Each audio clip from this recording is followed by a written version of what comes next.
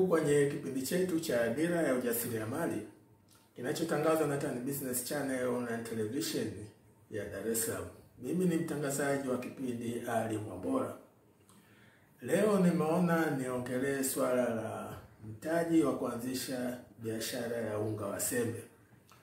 Wadau wamekuwa wananipigia simu, wananiletea messages wanaohusiana na mambo ya unga au wanaotaka kuanzisha biashara ya unga wa sembe, wakitaka kujua ni kiasi gani kinatosha kuanzisha biashara ya unga wa sembe. Na hivi karibuni kuna mmoja yeye alikuwa very specific. Yeye akasema kabisa, mimi bwana na milioni 4. Sasa hebu niambie, naweza kuanzisha biashara ya unga wa sembe? Sasa kipindi hiki nitakueleza majibu niliyompa huyu mdau aliyotaka ufahamu kama milioni 4 zinatosha kuanzisha biashara ya unga wa sembe. Kama nilivyosema kwenye video zangu na hata kwenye television, swala la mtaji inategemea mambo mawili makuu. Kwanza ni vigezo, yaani unafanya makadirio kwa kutumia vigezo ambavyo vinavyokubalika. Lakini pili ni swala la matakwa ya wewe unataka kuanzisha biashara. Kwa hiyo mimi mahitaji yangu yanaweza kuwa tofauti na wewe mahitaji yako. Kwa sasa kutosha au kutotosha kwa mtaji kunategemea sana mahitaji ya yule anayeanzisha biashara. Sasa tuanze kwanza kwenye upande wa vigezo. Vigezo kama nilivyosema huko awali, viko kama 4 hivi. Kwanza ni gharama za kuanzisha biashara, kwa maana kuwa gharama zote unazolipa mpaka pale unapoanza biashara, hizo ndio tunaita gharama za kuanzisha biashara. Hicho ni kigezo cha kwanza. Kigezo cha pili, unapoanza biashara sasa kuna gharama za kuendesha hiyo biashara. Kwa hiyo sasa gharama zote zinazohusiana na kuendesha biashara tunaziweka kwenye hesabu za makisio ya mtaji.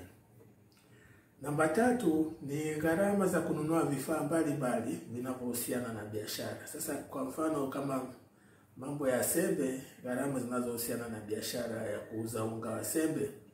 Kwa hiyo namba 3.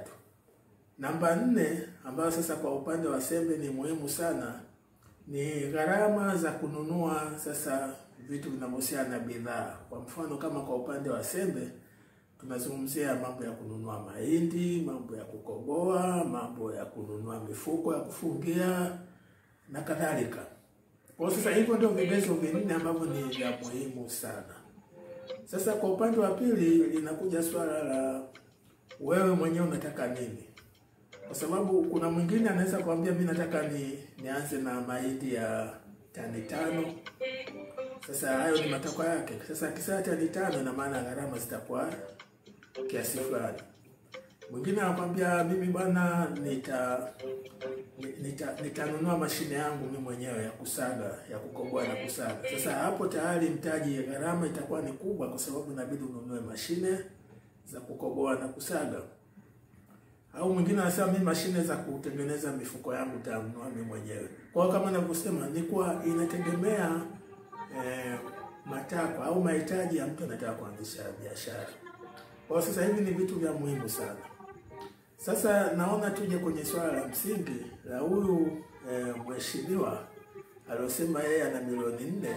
Sasa anataka kufahamu kama zitatosha kuanzisha biashara ya unga wa sembe au havitoshi.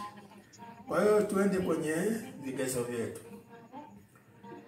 Gharama za kuanzisha biashara. Kitu cha kwanza inabidi asajili.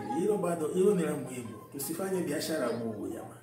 Kwa hiyo sajili biashara. Naenda BRELA, sajili. Sasa kwenye kusajili napo ndio hiyo inategemea na matakwa. Mwingine anataka kusajili jina tu la biashara, yani business name.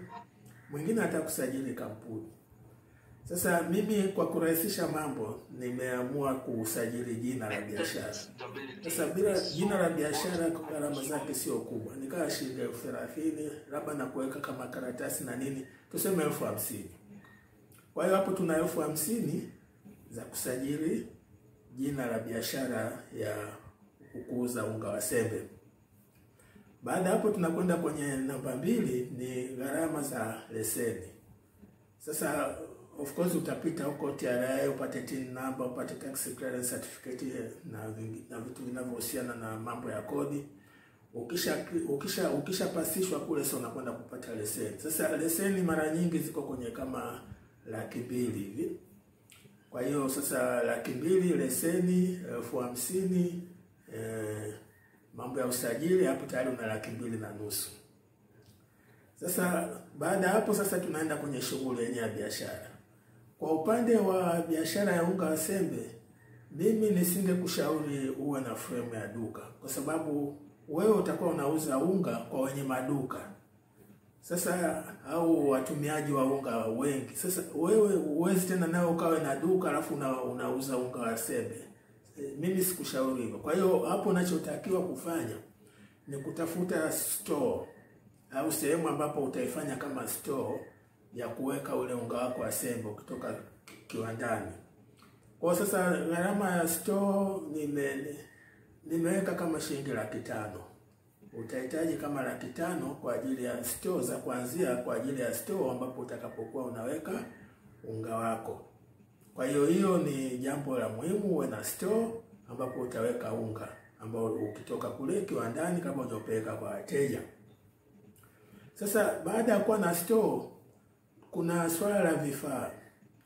Kuna vifaa ambavyo vitahitajika. Kwa mambo ya unga kuna kushona ile mifuko, kwa sababu kuna vifaa kama cherehani ambapo unatumia kwa kushona ile mifuko, kuunganisha ile mifuko utakayokuwa umeweka unga. Lakini kuna nyuzi nazo zinatakiwa, kuna mizani kwa sababu ule unga utakuwa na upima kama ya mifuko ya kilo 5, kilo 10, kilo 20, kilo 50 na tutakayokuwa unahitaji mizani. Kuna vifaa pale mbalimbali ambavyo vitahitajika na kwa ajili ya kufanikisha hiyo biashara yako ya unga wa sembe. Kwa hiyo kwenye swala vifaa nimeweka 500,000.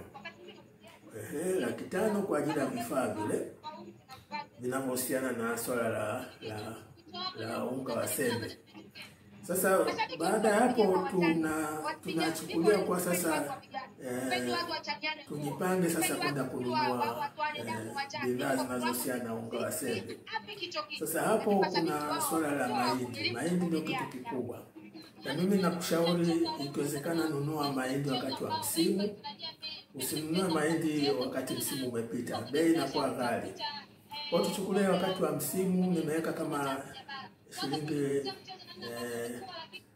500 hivi kwa kilo. Kwa hiyo nachukua kama utaanza na tani 2. Tani 2 za mahindi. Sasa tani 2 za mahindi hapo tunachukulia kuwa kwa kila kwa tani 2 hapo sasa ni maana yake ni kwa kilo kama tunazungumzia kilo kama 2,000. Sasa kilo kama 2,000 kwa maana yake sasa tunafanya kwa 500 inaweza kama 600. Kwa hiyo kwa kifupi hapo nimeweka kama 2,000,000 kwa ajili ya kununua tani za mahindi. Kwa hiyo sasa hapo na 2,000,000 kwa kununua, unaweza kuweka 2,000,000 au 3,000,000, lakini mimi nakushauri usianze kwa pupa, usianze kwa nani kubwa sana. Anza kidogo kidogo, alafu kisha utaona unavyokwenda. Kwa hiyo sasa kwa mfano sasa ukisema unaanza na tani 2, inakupa nafasi kidogo ya jinsi ya kujipima. Kwa sasa kwenye upande wa mahindi kununua nimeweka kama shilingi 2,000,000 hivi. Sasa 2,000,000 kununua mahindi. Alafu sasa kuna kukoboa na kusaga ambapo hapo nimeweka kama 500,000. Kwa hiyo hapo na 500,000. Sasa kilichobaki cha mwisho kabisa ni swala la gharama sasa kufanya biashara. Kwa sababu utakuwa unakimbia huku mambo ya usafiri, hata kama pale ni store kuna kulipa bili za umeme, unaweza ukapia na wafanyakazi 2 3 wa kuwalipa mshahara na nini. Kwa hiyo nao nimeweka kama 500,000. Sasa kwa kujumlisha hivyo vyote, labda utacheki mwenyewe na karatasi yako, nilipata shilingi 4,200,000. Hizo ndo nilizopata. Sasa huyu bwana amesema na milioni 4 kamili. Sasa mimi kwa upande wangu nimepata milioni 4,200,000, lakini na uhakika anaweza kabana hapa na pale, au hata yeye mwenyewe akatafuta hizo 200,000. Kwa hiyo kwa kifupi anaweza akaanzisha biashara ya unga wa sembe kwa vigezo ambavyo mimi nimevitaja. Lakini kama nilivyosema, hayo ni makisio yangu.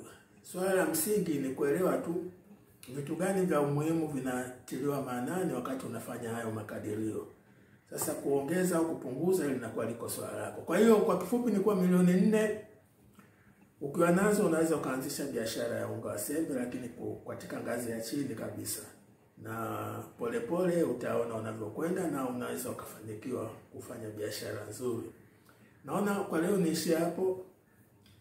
Naomba muendelee kuangalia kipindi chetu cha Dira ya Ujasiriamali kinachotangazwa kila siku saa 3 usiku kwa saa za Afrika Mashariki, na mimi ni mtangazaji wa kipindi Ali Mwambola. Asante na karibu tena.